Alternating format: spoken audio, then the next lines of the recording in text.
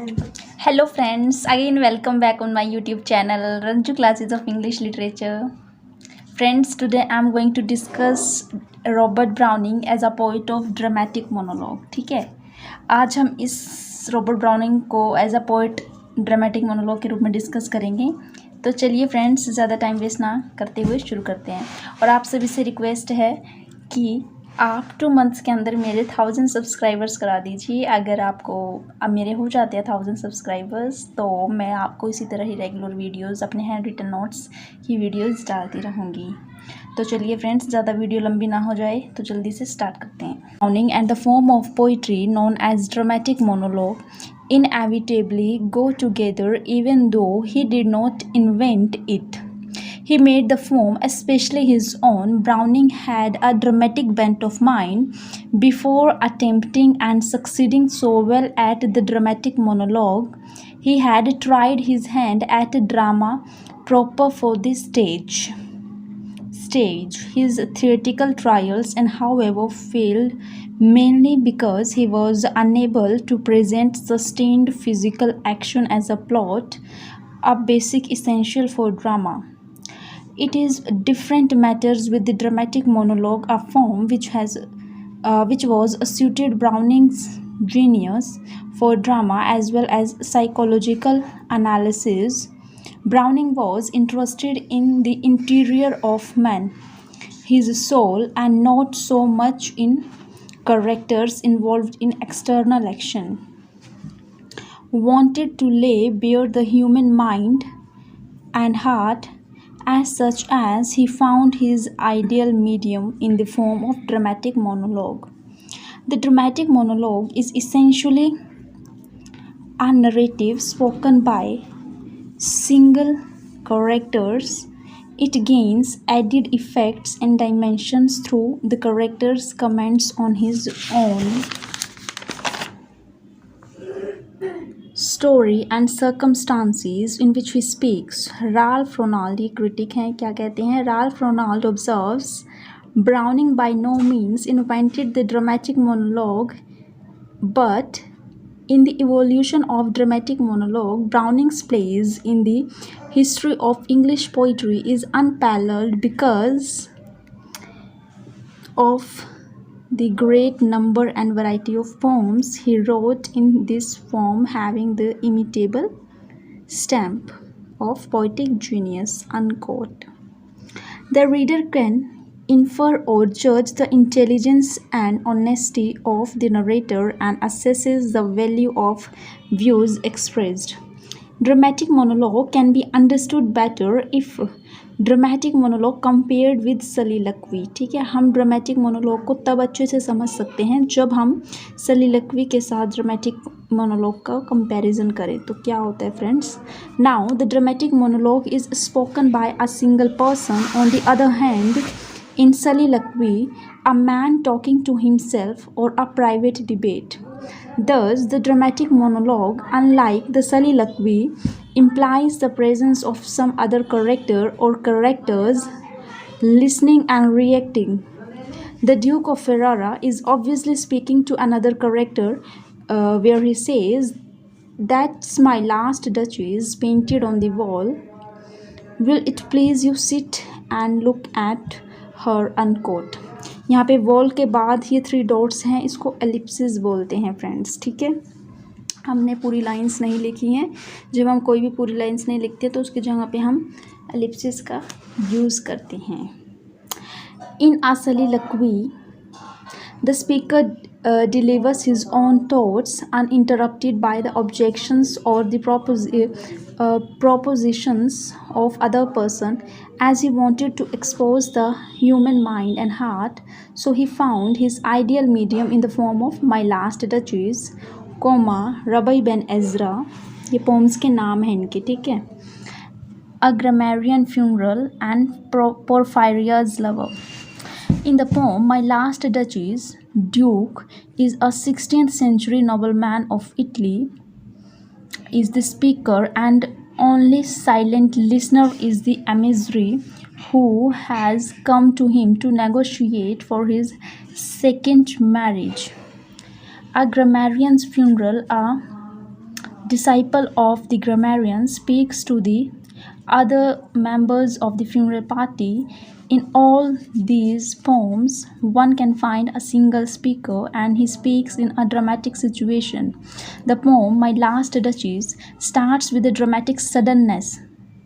जो माई last duchess pome है वो अचानक से शुरू होती है फ्रेंड्स, ठीक है। ड्रामेटिक मोनोलॉग का मतलब ही होता है नाटकीय तरीके से पोम की ओपनिंग की जाएगी और ये आपको रॉबर्ट ब्राउनिंग की पोम्स में देखने को मिलेगा। That's my last duchess painted on the wall looking as if she were alive unquote. Browning's dramatic monologue provides an understanding of character of the speaker. For instance, in Porphyria's Lover, the psychological makeup of the speaker, he is afraid that the blissful moment of love will pass away, so he kills his beloved, yet he suffers no sense of guilt, as he says in this poem. And all night long we have not stirred, and yet God has not said a word. These lines have been taken from the poem Porphyria's Lover. इसमें बहुत interesting pome, आप इसको पढ़ सकते हो। इसमें क्या होता है कि जो लवर होता है वो अपनी बिलविड का गला घोंट कर मार देता है। ये कैसा प्यार हुआ भाई। Even in Porphyria's Lover, though there is no actual listeners within the poem, the speaker seems to address someone outside him.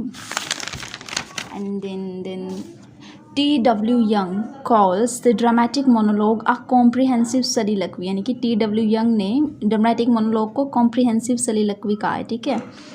The emphasis is obviously on comprehensive, for it absorbs into its substance by the speaker's keenly observant glance. Browning's range is reflected in the variety of characters he presents in his dramatic monologue. There is a lover of the last ride together, and there is the other peculiar lover, murderer of Porphyria's Lover, and yet another kind in Evelyn Hope. And then there is the Duke of Ferrara, so supremely proud of his 900 years old name and jealous of his innocent wife's smile. In Porphyria's Lover, Porphyria has murdered his beloved, but he narrates the events so naturally that the reader doesn't hate the crime. As he says in this poem, no pains felt she, I am quite sure she felt no pain। यानी कि जब उसने उसका गला घोंट कर उसे मारा तो फिर ये कहता है कि उसे कोई दर्द महसूस नहीं हुआ, मैं पक्का कह सकता हूँ। Realistic and beautiful nature picture is another striking feature of Browning's dramatic monologue. These are not taken from a single country, as he took his characters from various ages and various countries. Similarly, he picked up his nature scenes and landscapes as a background for human thought and emotion. For instance, the description of Lace, where the grammarian is buried, heightens. The speaker says in the following ways in the poem, here's the top peak, bury this man there. In the poem Evelyn Hope, the old lover is praising her purity and reflecting on how their relationship as fellow mortals.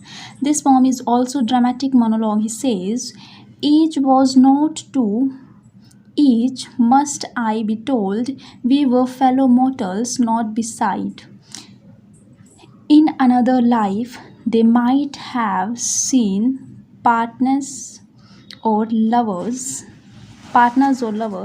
He takes comfort from the belief that they might one day to be together, as any potential relationship has only been delayed for a short while by God.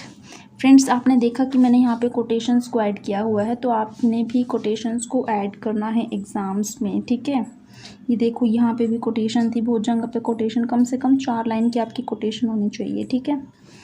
Next देखना है अब आपने, in the pome the lost mistress, the lover who has lost his mistress, now there is nothing left between them.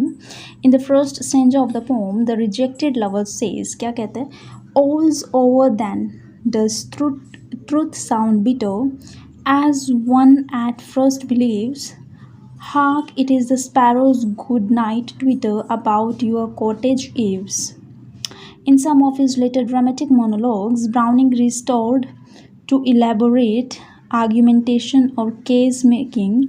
The monologues are not satire upon their speakers, even if weaknesses and follies are exposed in the course of speech. They are defenses. The last ride together gives a defense of the lover's attitude. Even Porphyria's lover offers a peculiar defense of his abnormal act. Thus, dramatic monologue is not a simple form. It combines reflection and lyricism with dramatic properties rising out of the definite situation it deals with. So that's for all today's lecture. Don't forget to like, subscribe and share. आज की video में इतना ही. मिलते हैं next video में. अगर आपको video अच्छी लगी है, आपके लिए यूज़फुल है, तो प्लीज़ वीडियो को लाइक, शेयर एंड सब्सक्राइब करना बिल्कुल भी ना भूलिए. And thanks for watching this video. Have a nice day.